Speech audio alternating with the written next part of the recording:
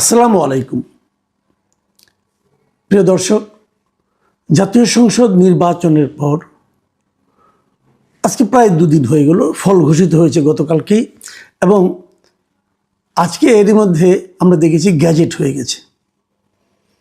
এবং গ্যাজেট প্রকাশের পর নিয়মটা হলো 3 দিনের মধ্যে শপথ পড়াতে হয়। শপথ পড়ানোর পর সরকার গঠন হবে, কে কে মন্ত্রী হবেন না হবেন সেটাও আমরা জানতে পারবো। আমরা সবাই জানি যে বিজয়ী দল বিএনপির যিনি প্রধান নেতা জনাব তারেক রহমান, তিনিই প্রধানমন্ত্রী পদের জন্য একমাত্র প্রার্থী, এবং এটা বলে দেওয়ার অপেক্ষা রাখে না, সবাই জানেন যে উনি প্রধানমন্ত্রী হচ্ছেন। ওনারটা নয় বোঝা গেল, অন্য অন্য মন্ত্রী কে হবেন, অথবা রাষ্ট্রপতি যিনি আছেন বাংলাদেশে, ওনার কিন্তু আরও কিছুদিন মেয়াদ আছে। উনি কি সেই মেয়াদ পর্যন্ত থাকবেন, নাকি ওনাকে সরিয়ে দেওয়া হবে এবং বিএনপি নতুন করে কাউকে রাষ্ট্রপতি বানাবেন?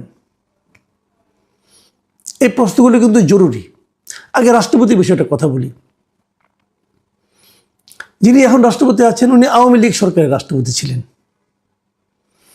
এবং যেহেতু আওয়ামী লীগ সরকারের একটা অস্বাভাবিক প্রক্রিয়ায় পতন হয়েছে, মানে আওয়ামী লীগকে ফ্যাসিবাদী সরকার হিসাবে বিবেচনা করে এদেশের মানুষ তার পতন ঘটিয়েছে, সেই ফ্যাসিবাদী সরকারের যিনি রাষ্ট্রপতি তার প্রতিও কিন্তু সে ধরনের মনোভাব প্রকাশিত হতেও পারে, হওয়াটা অস্বাভাবিক কিছু না।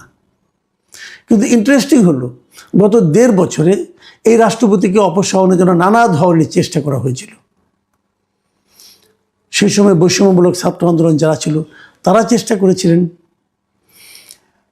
অন্তর্বর্তীকালীন সরকার যেটা ছিল, সেই সরকারের যিনি প্রধান ডক্টর ইউনূস, উনিও তার সঙ্গে নানাভাবে অপমানসূচক আচরণ করেছেন। কারণ সাধারণত একটা নিয়ম থাকে যে সরকার প্রধান বিদেশ থেকে ভ্রমণ করে এলে, বিদেশ কোনো সফর শেষে দেশে ফিরে রাষ্ট্রপতির সঙ্গে দেখা করেন, যেটা এই অন্তর্বর্তীকালীন সরকারের প্রধান একবারও করেননি। বাট অন্তর্বর্তীকালীন সরকার যতগুলি সিদ্ধান্ত নিয়েছেন, সরকারি আইন করেছেন, অধ্যাদেশ করেছেন, সেগুলি কিন্তু অধ্যাদেশ আকারে রাষ্ট্রপতির কাছ থেকে এসেছে। মানে তারা রাষ্ট্রপতিকে ব্যবহার করেছেন, কিন্তু তাকে সম্মান করেননি। হতে পারে যে উনি হাসিনা সরকারের নিয়োজিত রাষ্ট্রপতি, এই জন্য তাকে অসম্মান করে ওনারা এক ধরনের আমোদ পেয়েছেন। কিন্তু যখন কেউ একজন রাষ্ট্রপতি হয়ে যায়, তখন কিন্তু উনি কেবল কার মাধ্যমে কিভাবে নির্বাচিত হলেন সেটা থাকে না। তখন কিন্তু ওনাকে সম্মান করা মানে ওই চেয়ারটাকে সম্মান করা, ওই পদটাকে সম্মান করা। এই কাজটা আমি দেখেছি বিএনপির মধ্যে ছিল। বিএনপি কিন্তু কখনোই তাকে অসম্মান করে কোনো কিছু বলেনি, এবং যখন তাকে ওই পদ থেকে সরিয়ে দেওয়ার জন্য নানা উদ্যোগ নেওয়া হয়েছে, চাপ প্রয়োগ করা হয়েছে, আন্দোলনও হয়েছে, বিএনপি সেগুলোতে সায় দেয়নি। ওনাকে সরিয়ে দেওয়ার ব্যাপারে বিএনপি সায় এতদিন দেয়নি। কিন্তু যখন বিএনপি এখন নিজে সরকার করবে, তখন কি করবে? তখন কি এই রাষ্ট্রপতিকে তার মেয়াদ পর্যন্ত থাকতে দেবে, নাকি তারা নিজেদের রাষ্ট্রপতি নিয়োগ করবে? নাকি প্রধানমন্ত্রী, যেহেতু মন্ত্রী পরিষদ যখন গঠিত হবে, সেই শপথ কিন্তু এই রাষ্ট্রপতি পড়াবেন। এই রাষ্ট্রপতি তারেক রহমান সহ ওনার মন্ত্রী পরিষদ যেটা হবে, সেটাকে এই রাষ্ট্রপতি কিন্তু শপথ পড়াবেন। মাঝখানে একটা নিউজ দেখেছিলাম, রাষ্ট্রপতি বলেছিলেন যে যদি বিএনপি চায় যে তারা অন্য রাষ্ট্রপতি নিয়োগ করবে, তাহলে উনি সেই জন্য বাধা হয়ে দাঁড়াবেন না, উনি নিজেই সেখান থেকে সরে যাবেন। আমি মনে করি এটা ওনার অবশ্যই একটা সৌজন্যতার পরিচয় উনি দিয়েছেন। সে আলোচনা করা যেতে পারে, অথবা জাতীয় সংসদে কিন্তু রাষ্ট্রপতি তারা ইমপিচ করতে পারে, সরিয়ে দিতে পারে ভোটের মাধ্যমে। যে প্রক্রিয়া গঠন হয় সেই প্রক্রিয়া সরিয়ে দেওয়া যায়। এখন এই কোন পদ্ধতিতে কি হবে, এটা হয়তো আমরা সময়ে দেখতে পারবো। তবে আমি আশা করব বিএনপি এমন কিছু করবে না যাতে এটা নিয়ে আরেকটা সমালোচনা তৈরি হয়। আমি নিজে প্রিফার করব তারা রাষ্ট্রপতির সঙ্গে আলাপ আলোচনার মাধ্যমে যদি রাষ্ট্রপতি নিজে থেকেই পদত্যাগ করেন এবং তাদেরকে নতুন রাষ্ট্রপতি নিয়োগের সুবিধা করে দেন, বিএনপি সেই পথে যাওয়াটাকে আমার পছন্দনীয় মনে হবে। আর যদি বিএনপি অতি বেশি উদার হন, তাহলে তারা বলবেন যে ঠিক আছে, আপনি আপনার মেয়াদ পর্যন্ত কন্টিনিউ করেন, তারপরে আমরা দেখব। তবে সে ধরনের উদারতা আমাদের দেশে সাধারণত আমরা দেখিনি। বাইরে কিন্তু হয়। ইন্ডিয়াতে আমরা দেখেছি প্রণব মুখার্জি যখন বিজেপি সরকারে আসে, তখন কিন্তু প্রণব মুখার্জি রাষ্ট্রপতি ছিলেন, কংগ্রেসের রাষ্ট্রপতি ছিলেন। তিনি কিন্তু তার পূর্ণ মেয়াদ কন্টিনিউ করেছিলেন। যাই হোক, সেটা অন্য হিসাব, ওদের হিসাব তো আমাদের চলবে না। আমাদের রাজনীতিতে এ ধরনের উদারতা আমরা দেখতে পাবো, এরকম প্রত্যাশা করাটা অনেক সময় মানে স্বাভাবিক না আর কি। আসেন মন্ত্রীদের নিয়ে আলাপ করি। কারা মন্ত্রী হবেন, কারা মন্ত্রী হবেন এর কোনো ইঙ্গিত পাওয়া কিন্তু কঠিন। তবে যারা বিএনপির সঙ্গে গত 15 বছর বিএনপির দুর্দিনে বিএনপির সঙ্গে ছিলেন, নিয়মিতই ছিলেন, তাদের অনেকে হয়তো আশা করতে পারেন। আবার যারা আমাদের এখানে এরই মধ্যে কিন্তু একটা আওয়াজ চলে এসেছে, আমরা শুনতে পাচ্ছি লন্ডন পার্টি, মানে যারা নাকি লন্ডনে ছিলেন তারপরে এখন এসেছেন এবং তারা এতদিন তারেক রহমান সাহেবের আশেপাশে ছিলেন, তারা এখন অনেক পাওয়ারফুল, তাদের কথা নানাভাবে শুনি, উচ্চারিত হয়। এই উচ্চারিত হওয়াটাও কিন্তু আমার কাছে আশঙ্কাজনক মনে হয়। আমি এটা খুব শুনতে আমার ভালো লাগে না। যাই হোক, সেটা আমার ব্যাপার, আমার ভালো লাগে না লাগে কি আসে যায়। কিন্তু তাদের মধ্যে অনেকে মন্ত্রিত্ব পাচ্ছেন, এর ধরনের কথা আমি শুনতে পাই। এটা খুব স্বাভাবিক যে গত 17 বছর তারেক রহমান সাহেব যখন লন্ডনে ছিলেন, এই লোকগুলি ওনার আশেপাশে ছিলেন এবং এদের পরামর্শ উনি নিয়েছেন এবং এদের সঙ্গে কোনো বিষয়ে মত বিনিময় করতে, আলাপ আলোচনা করতে উনি স্বাচ্ছন্দ্য বোধ করেন। এটা খুবই স্বাভাবিক। তাদের উপর উনি আরও নির্ভর করতে চাইবেন, এটাও স্বাভাবিক। তবে আমার পরামর্শ হবে, তারেক রহমান সাহেব উচিত হবে এই যাদের সঙ্গে উনি কথাবার্তা বলে আলাপ আলোচনা করতে স্বাচ্ছন্দ্য বোধ করেন, তাদের মন্ত্রিত্বের মতো দায়িত্বে না দিয়ে ওনার উপদেষ্টা পরিষদের মতো একটা গঠন করে তাদের সঙ্গে সেই প্রক্রিয়া আলাপ আলোচনা করে যেন চালিয়ে যান। এটা ওনার জন্য সুবিধা হবে।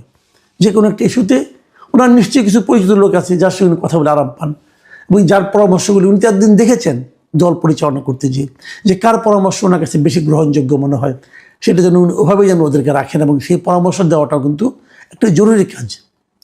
সেটা হলে আমার মনে হয় ভালো হবে।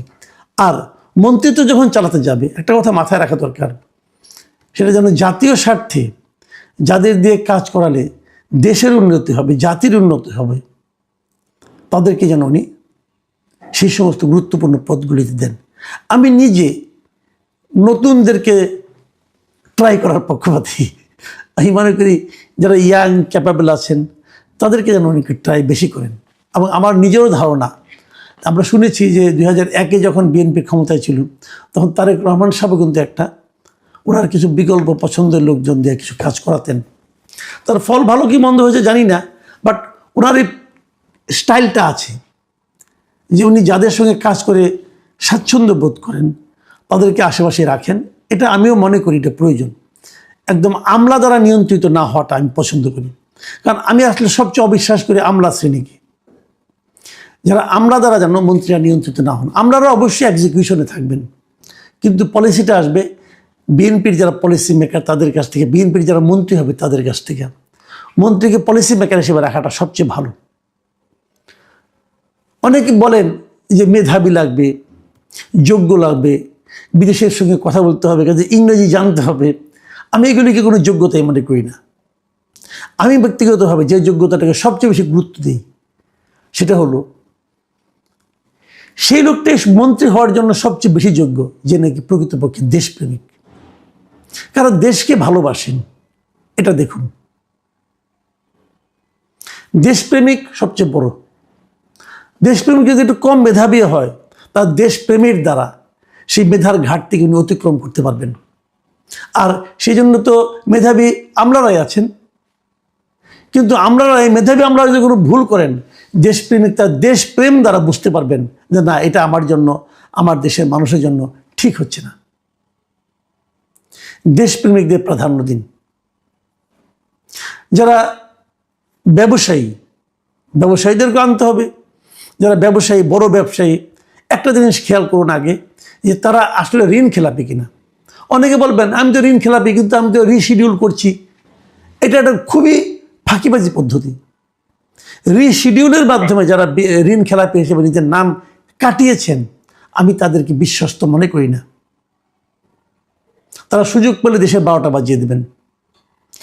যারা সৎ, ঋণ খেলাপি নয়, কখনো ঋণ খেলাপি ছিলেন না, এমন লোক আছে আপনার দলে, তাদের দিকে তাকান এবং ঋণ খেলাপি যারা আছে তাদেরকে বলেন যে তোমরা এটা 7 দিনের মধ্যে ঋণ খেলাপি শেষ করে দাও, তোমার ঋণ সমস্ত শোধ করে দাও, তারপরে তুমি আসো। তুমি বড় ব্যবসায়ী হবা, আবার বড় মন্ত্রী হবা, দুটোই তুমি একসঙ্গে চালাবা, এটা ঠিক না। কারণ যখন তুমি মন্ত্রী হবা তখন তোমার ব্যবসা প্রতিষ্ঠানের সঙ্গে কিন্তু এক সময় না এক সময় সরকারের একটা মুখোমুখি অবস্থান হবে, তখন তুমি কোন পক্ষে থাকবা? এটা ঠিক না। এ ধরনের ব্যবসা প্রতিষ্ঠান তো তারেক রহমান সাহেবের নাই, তো অন্যদের যারা আছে তারা ব্যবসাটাই করুন, অসুবিধা নাই তো কোনো। মন্ত্রী হতে হবে কেন? কেন মন্ত্রী হতে হবে? এই কাজটা যদি করতে পারেন খুব ভালো হবে। শেষে একটা পরামর্শ দিই, ঠিক পরামর্শ না, আমি আমার প্রত্যাশার কথা বলি। আমি পরামর্শ দেওয়ার কি, আমি আমার প্রত্যাশার কথা বলি। তারেক রহমান সাহেবকে আমি বলবো, যাদের নিয়ে মন্ত্রিসভা গঠন করবেন তাদেরকে দিয়ে 5 বছর চালাতে হবে এমন প্রতিজ্ঞা প্লিজ করবেন না। আপনি 1 বছরের মাথায় দেখবেন, 1 বছরের মাথায় অথবা 6 মাসের মাথায় একটা টাইম ফ্রেম করে দিন, 200 দিন 300 দিন একটা টাইম ফ্রেম করে দিন। এই সময়ের মধ্যে যার পারফরমেন্স আপনার কাছে সবচেয়ে খারাপ মনে হবে এমন 2 থেকে 3 জনকে আপনি পরের টার্মে সরিয়ে দিবেন। পরের টার্ম মানে 5 বছর পরে না, ওই সময় সরিয়ে দিবেন। যার পারফরমেন্স তুলনামূলকভাবে খারাপ, মানে একদম খারাপ বলছি না কিন্তু আমি, এই সবার মধ্যে তুলনামূলকভাবে খারাপ, তাদেরকে সরিয়ে দিন, দিয়ে এখানে নতুনদের চান্স দিন। এতে কি হবে জানেন? পরের 100 দিনের জন্য অন্য কেউ আর তুলনামূলকভাবে খারাপ হতে চাইবে না। এই ধরনের একটা কম্পিটিশন থাকলে পরে আমি মনে করি যে আপনি একটা ভালো কিছু পাবেন। আরেকটা কথা বলি, যাদের বিরুদ্ধে দুর্নীতির অভিযোগ আছে এরকম অনেক লোককে কিন্তু আপনি দল থেকে বের করে দিয়েছেন, চাঁদাবাজির অভিযোগে, দুর্নীতির অভিযোগে। একটা কথা মাথায় রাখবেন, দেশের মানুষ পরিবর্তন কিন্তু আপনি দায়িত্ব নেওয়ার পর দিন থেকে দেখতে চাইবে। সেখান থেকে বাঁচতে হলে প্রথম এবং প্রধান কাজ, সারা দেশে চাঁদাবাজি যারা করেন, দখলদারিত্বের সঙ্গে যারা জড়িত আছেন তাদেরকে একটা কঠোর মেসেজ দেওয়া। সেই মেসেজটা হবে কীভাবে? 2-1 চিহ্নিত চাঁদাবাজকে ধরুন, তাদের বিরুদ্ধে ফৌজদারি মামলা করুন এবং তাদেরকে আইনের আওতায় নিয়ে আসুন। এটা করা আপনার জন্য 10 মিনিটের কাজ আসলে, যদি আপনি চান। আপনি তো তাদের বিরুদ্ধে অনেককে তো আপনি বহিষ্কার করেছেন, কিন্তু আইনগত কোনো ব্যবস্থা নিতে পারেন না, কারণ আপনার হাতে আইন ছিল না, সামনে নির্বাচনের ভয় ছিল, অনেক কিছু ছিল। এখন তো আর সেগুলো নেই। এই কাজটা করুন প্লিজ। আমরা বিএনপি সরকারের সাফল্য দেখতে চাই। ও আরেকটা কথা বলে শেষ করি। আজকে আপনার প্রেস কনফারেন্স দেখলাম, আমাদের দেশীয় কয়েকজন সাংবাদিককেও দেখলাম কথা বলতে, কিঞ্চিত মোসাহেবিও দেখলাম। এটা আগামীতে বাড়তে থাকবে। সাংবাদিক এবং বিচার বিভাগ, মানে মিডিয়া এবং বিচার বিভাগ, এই দুটো বিভাগের কাজ হলো সরকারকে প্রশ্ন করা, সরকারের ভুলগুলোকে দেখিয়ে দেওয়া এবং ভুল হলে তার বিচার করা। এই দুটো বিভাগকে যদি ঠিক করতে পারেন তাহলে আমার মনে হয় অনেক কাজ আপনার জন্য সহজ হয়ে যাবে। মোসাহেব সাংবাদিকদের থেকে সতর্ক থাকুন, তাদেরকে দূরে রাখুন।